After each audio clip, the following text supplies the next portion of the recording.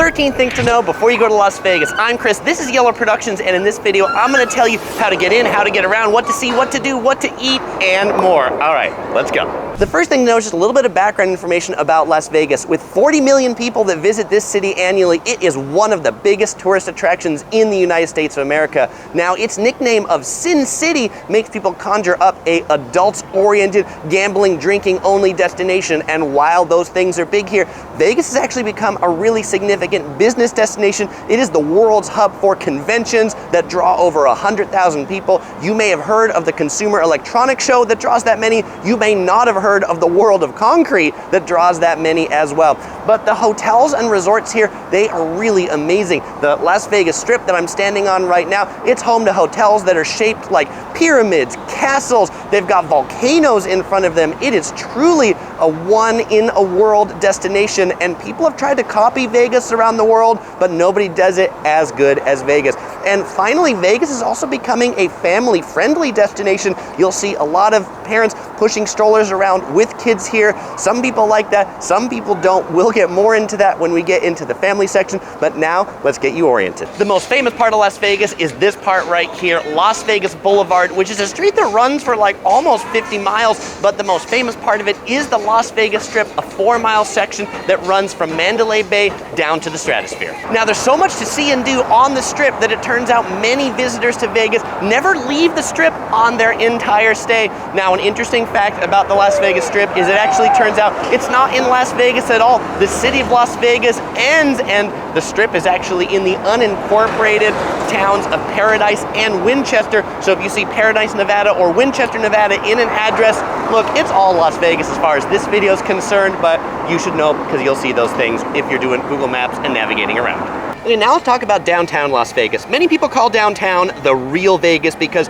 this is where Vegas got its start, where Vegas was originally settled and the originally gambling center before the Strip took the spotlight. The center of downtown is along Freemont Street, particularly the Freemont Street Experience, a canopied 5-block area featuring 24 million LED lights with shows on the hour from dusk until midnight. Now, some people really love downtown for its more down-to-earth feel, but others hate it, citing that it's really far from the Strip, like a $30 cab ride, and that the casinos in downtown are way too smoky. But if you are a slots gambler, you'll likely find the best slot machine odds here in downtown. They're likely going to be worst at the airport, and I think the action on the table games is pretty cool in downtown, particularly at the Circa Hotel, the newest hotel and casino in downtown Vegas. And then after the Strip and downtown, for most visitors, there's just everything else, or the Las Vegas that people actually live in. But two neighborhoods you might be interested in as a visitor, one is Summerlin and the other one is Lake Las Vegas. Summerlin is one of Vegas's upscale neighborhoods. You'll find a Whole Foods over there, JW Marriott, the Red Rock Casino, and the Red Rock Recreation Area. If you like hiking, that's a great place to hike. Just please do it in the winter when it's not super hot. The other neighborhood you might be interested in checking out kind of a little further afield is Lake Las Vegas. It's on the way to the Hoover Dam. It is this neighborhood built around a lake that kind of looks like a small Mediterranean town. There's a couple of hotels over there, including a Westin, and it's really great if you're looking for some place to stay that is quiet and away from the hustle and bustle. Though it's going to be really quiet if you're looking for stores or shops. It's at least a 10-minute drive from Lake Las Vegas to just about anything else. Oh, but please don't take away, those are the only things to see in Las Vegas. It's a huge city and there's a whole lot more off the Strip and downtown, but if it's your first time here, those are probably the areas you'll want to concentrate on. Number 3, let's talk about getting into Vegas. And if you're flying into Vegas, chances are you'll be flying into the Las Vegas International Airport that used to be called McCarran International Airport, that is now called Harry Reid International Airport. One and the same, it's just changed names recently. It's a really big airport. There's over 100 gates, 50 million passengers that fly through there annually. Now, Las Vegas airport's biggest claim to fame is that you can gamble in there. There are slot machines in the airport while you're waiting for your flight, while you're connecting, but its second biggest claim to fame is that it is the busiest airport in the United States that isn't a hub airport for the major legacy carriers. American, United, Delta do not consider this a hub airport. So who flies in and out of there? The budget carriers. Southwest is the biggest carrier at Harry Reid International Airport, followed by Spirit Spirit, Allegiant, and some others in that category. All right, now how do you get into the Strip from the airport? Most people consider taxi or rideshare to be the best options. Taxi has fixed fares from the airport to the Strip broken down into 3 zones. You're gonna pay somewhere between 20 and 30 bucks, depending upon whether you're paying cash, credit card, and how far you're going. If you're going to downtown, it's gonna be about $40 at the max if you've got the worst traffic. How long does it take? About 15 minutes without traffic. You know, if the traffic's bad, it could take you 45. A lot of people often ask me about the shared ride shuttles at the airport that you can like pay a little less and share a van with a whole bunch of people. Look, don't do it. It's gonna take you a really long time and it's just not worth your time, frankly. If you're a high roller, consider getting a limousine while you're at the airport. There are a number of limousine companies that just kind of hang out at the airport and will take you to your hotel in style, particularly useful if you have a large group. Or you can rent a car. There are 11 rental car companies that operate out of the airport in the rent-a-car center. It's a consolidated rental car center. You got to take a shuttle to get there from the airport. It takes about 10 minutes. And then when you get there, if you've got a off-airport rental car company that's not one of those 11, then you have to take a second shuttle to get to those. Simply not worth it to do one of the off-airport ones. If you're renting a car, make sure it's one at that consolidated rent-a-car center.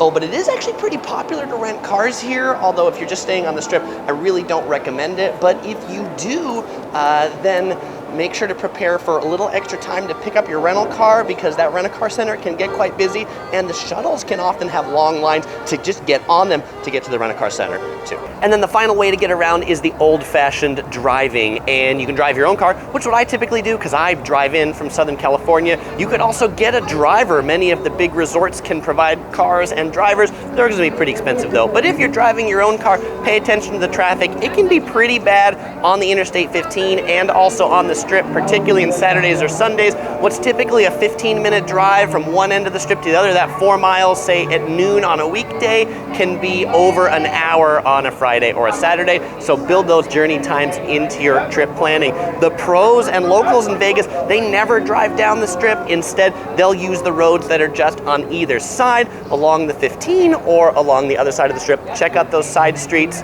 unless you just want to see the pretty lights down the Strip. Oh, and if you're driving and you're looking to park your car someplace for free, the place on the Strip that still do free parking, Tropicana, TI, Venetian Palazzo, Wynn Encore, Resorts World, Sahara, and the Stratosphere. The fourth thing to know is about getting around Vegas, and many people ask me, Chris, can I walk around Vegas? And yes, despite it being a desert and being really oppressively hot in the summer, it is really quite walkable. The sidewalks are wide, there are bridges to connect the different hotels, so you don't even have to cross the street. I will say though, do beware of walking too much on your first day here. That's a mistake people often make. They end up with blisters on their feet, and then they don't enjoy the rest of their trip because their feet hurt. So do take it easy. You know, the Strip being only 4 miles from one side to the other seems like it's not that long, except you'll be walking around the casinos too, and so a 4-mile walk is going to take you 10 as you navigate just everything there is here. Now, some other ways you might want to consider getting around, there's a bus on the Strip called the Deuce Bus. This is a double-decker bus that's $6 for 2 hours, $8 all day, $20 for 3 days. You can buy tickets at ticket machines on the Strip or on board, and it'll run like the entire length of the Strip all the way to downtown. Pretty inexpensive. It does get caught in the traffic on the Strip though, so if it's a busy night and the Strip traffic isn't moving, well, those buses aren't going to be moving either. They also do make a lot of stops, and it takes a long time to let people on or off, so just be prepared for a little bit of a journey. But they make nice sightseeing buses because they got a second deck. You can sit up there and just watch all the lights go by. Another option for getting around is the Las Vegas monorail. Ride this while it's here because they're going to tear it down in the not too distant future. It connects the east side of the Strip hotels primarily to the convention center. That's what it's really useful to do. Or if you're going like MGM Grand to the Sahara, taking it that distance, it's not useful for the hotels on the other side of the Strip, like on the side with the Bellagio and Caesar's Palace, because frankly, the monorail just doesn't go there. And on the backside, like MGM Grand, it's like 15 minutes to walk through the MGM Grand to the monorail, and so it's not real useful for short stops. Now, veteran Vegas visitors will know to use some of the interior hallways that connect the hotels and casinos together. For example, if you want to go from Paris to Bally's, now the Horseshoe, you can use this interior hallway in the back to connect the two hotels. The fifth thing to know is about hotels in Vegas. Where should you stay? And my first tip in this section is don't pick the cheapest hotel. Vegas has some really cheap hotels. You can find hotels here for like $25 a night. Chances are you're gonna regret that hotel. Now, the rates in Vegas, they do vary wildly. At the time I was making this video, which was over the Thanksgiving holiday season, rates at the Excalibur were going for like $19 a night. But in the first week of December, they were upwards of $500 a night because there was a football game at Allegiant Stadium. So really look at when conventions are here, when big sporting events are here, and plan your trip around those, assuming you're not going to one of those and you're trying to come when the room rates are inexpensive. Definitely join the Players Clubs, Caesars or M Life with MGM, and then once you join the Players Clubs, log in with your Players account when you're searching for rooms and room rates, because you will definitely find cheaper rates and special offers when you're logged into your Players Club account. Now, in general, the cheapest rates you're gonna find Monday, Wednesday, midweek. They're gonna be most expensive Friday and Saturday. They're also gonna be the most expensive closer to the center of the strip that you go, so like Caesars Palace and Bellagio are the closest to the center. You work your way out from that down the strip or away from it, and the hotels get cheaper. Now, do make sure to pay attention to those nasty resort fees. Nearly every hotel in Vegas is now charging these extra fees on top of the regular rate they charge, and these resort fees can be upwards of like $50 at some of the Vegas hotels, so take that into account. If you are members of some of the Players Clubs and you're like an elite member, then they may waive them for you, like M Life does this if you're a gold member. So, you know, when you're playing in those slot machines or the table games, make sure to have your Players card in so you can get some of those special perks and save some money on your future trips to Vegas. And if you like peace and quiet, then consider staying at a non-casino hotel. Yes, while most of the big strip hotels do have casinos, there are some that don't have casinos. In particular, the Waldorf Astoria in City Center, there's no casino there. I also like the Marriott Grand Chateau. It's a Marriott timeshare hotel just like one block off the strip. You know, when I come, if it's just myself for a short trip and because I'm driving in, I will often stay at a Marriott or a Hilton or a Hyatt like a block or two or three off the strip, because they'll be way cheaper. The parking will be free or cheap, and same, no resort fee or an inexpensive resort fee. So make sure you consider those options, particularly if you have a car. Oh, and there's a whole lot more to know about hotels, and actually I've got a number of videos about it. You can check out my video about my favorite luxury hotels and my best budget hotels. You'll find links to that in the description or at the end of this video. You should also know that the showgirls on the strip, they don't work for the hotels, they work on tips. If you take a picture, be prepared to tip them. Same with the costumed characters you'll see around as well. I ran into fellow explorers Andrea and Chris from Kansas City, and they have a tip they'd like to share with you. Hey guys. Hi guys, we love Resorts World, and we love that it's warm in November with heated pools at Resorts World, along with the nice hot tub as well, and we love everything there. You can stay on that property for 2 days without leaving. I ran into fellow explorer Nick from the Bay Area. He's got one tip to share with us about hotels and parking. Yeah, so we stayed at the Videra. It is a very nice place, very quiet, but the one downside is that parking is very difficult if you decide to do it on your own, if you don't use the valet. The sixth thing to know is about gambling, and there sure is a lot of it in Vegas, almost everywhere. You'll find it certainly along the strip in downtown. You'll find it at gas stations. You'll find it at bars. You'll even find it at the airport. But definitely learn to play the games before you play them. Don't play a game you don't understand. Most of the big casinos have lessons to teach you how to play the games for free. Definitely sign up for the Players Clubs. I talked about those perks before, but you can get extra perks in the Players Clubs, like front of line in the buffets, free buffets, those sorts of things. So make sure you take advantage of those, and definitely set your limit when it comes to gambling. Pick an amount, and that's the most you're gonna spend, and if you lose that much, don't try to win it back. That's a recipe for not coming home in your $50,000 car, but coming back home in a $200,000 Greyhound bus. And the seventh thing to know is about money, and you should know everybody here in Vegas wants your money in the form of tips, so make sure you carry some cash with you, $1 bills. Where do you get those? Best place is from the ticket machines on the casino floor. You can break a 20 and it'll dispense it in 5s and 1s. Oh, and yeah, bring cash, because the ATMs in the casinos are really expensive and the bank ATMs are hard to find.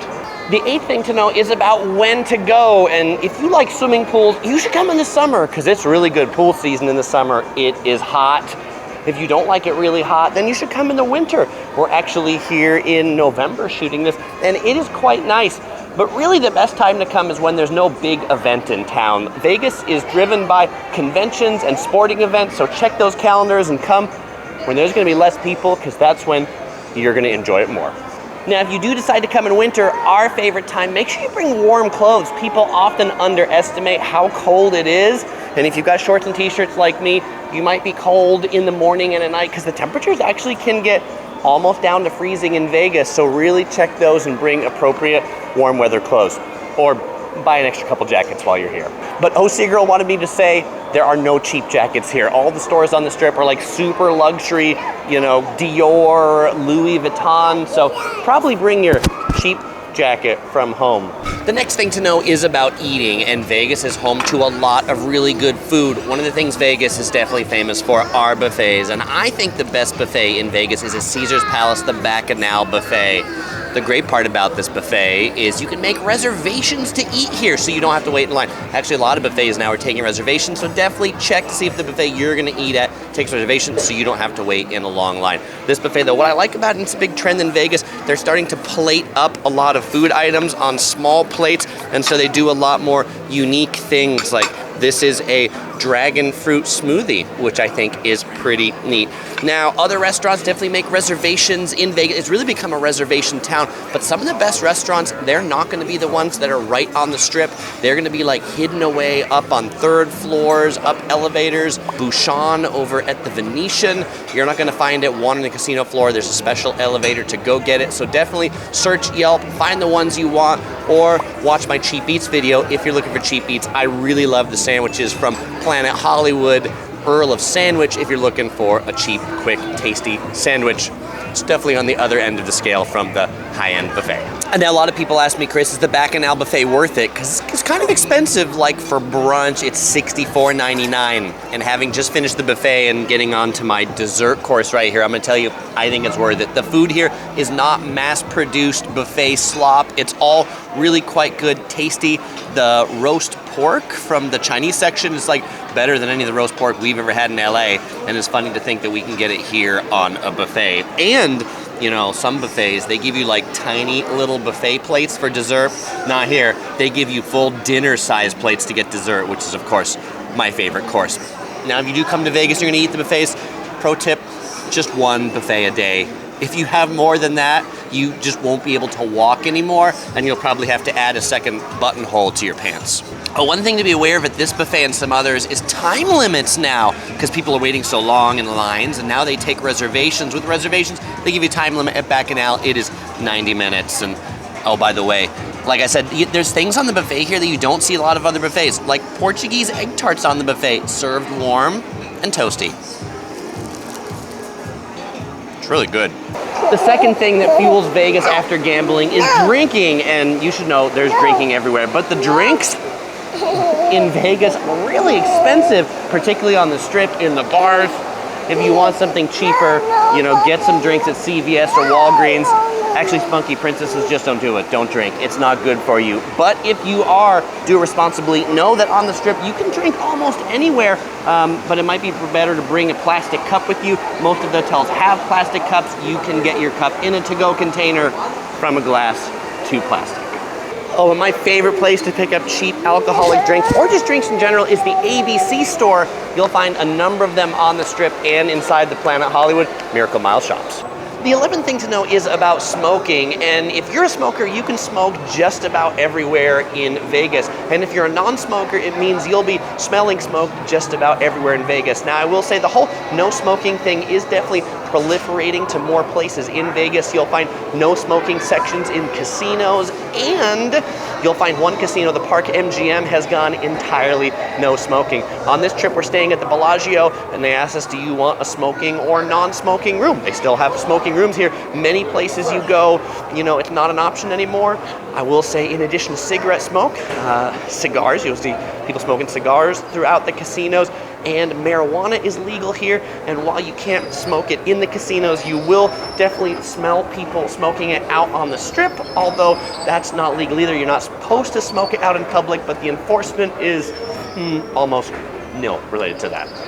The 12th thing to know is about Vegas being a family-friendly destination, and I get a lot of questions from you fellow explorers about, Chris, is Vegas a good place to bring my kids, to bring my family? And you know, this kind of ebbs and flows between Vegas being a family destination and not, but I will say right now, hotels, resorts, casinos, targeting families is definitely on the upswing. One thing you'll see right here at the new Horseshoe Hotel, used to be Bally's, they spent a lot of money in a new arcade, there's a little bowling alley, there's miniature golf, and so this is something I see quite a bit. Now obviously the name Sin City definitely conjures up topless pool day clubs, but you know, for every topless swimming pool there are 3 more pools that definitely catered families. Now people often ask me about what my favorite swimming pool is for kiddos, and I like the one at the Mandalay Bay. They have a gigantic wave pool over there. Your kids are definitely going to enjoy it. Kids are allowed with most places in Vegas, including the casinos. They're allowed to transit the casino floor, just kids under 21 are not allowed to linger on the casino floor. Like if you're playing the slot machine, you probably shouldn't have your 2-year-old on your lap, and they're definitely not allowed to go through the casinos by themselves. Also, if you do come here with young kids, you might want to stay off the strip after 9 p.m. when it starts to get a little bit more rowdy, and probably stay away from the Freemont Street Experience because that place is kind of generally rowdy and risque all day. But if you stay within the resorts on the strip in the daytime, early evening, I think it's a pretty good family destination. Oh, do beware though, if you're coming here with kids, there are 2 hotels that are 21 and up entirely, the Circa Hotel downtown and also the El Cortez, now 21 and up just to go in or stay in the hotel, so no kids there, which if you're an adult and you're looking for a place to get away from the little screamers, well, now you know 2 places you can do that. And the 13th thing to know is about the popular day trips from Las Vegas. The most popular one is the Hoover Dam. It's about a 45-minute drive if you've got a car. There are a ton of tour companies that'll take you down there too. In addition to just seeing the dam, you can go in it for tours inside to see how they make the electricity. Second most popular tour from Vegas is the Grand Canyon. There's a couple you'll see advertised. There's one on Native American land that's a couple hours away. That's got the skywalk on it, or the Grand Canyon National Park. That's 4 hours away. You can do it in a day trip, but it's a long day trip. 2 of my favorites, Zion National Park and Death Valley National Park, 2 to 3 hour drive from here depending upon which one you go to. But if you want to see more about those, you'll find links on the screen to my Death Valley, Zion, and more Vegas videos. More Vegas videos also in the description. Things like the best cheap eats and the best hotels, and fellow explorers as usual. We won't say goodbye because we're going to see you in the next video.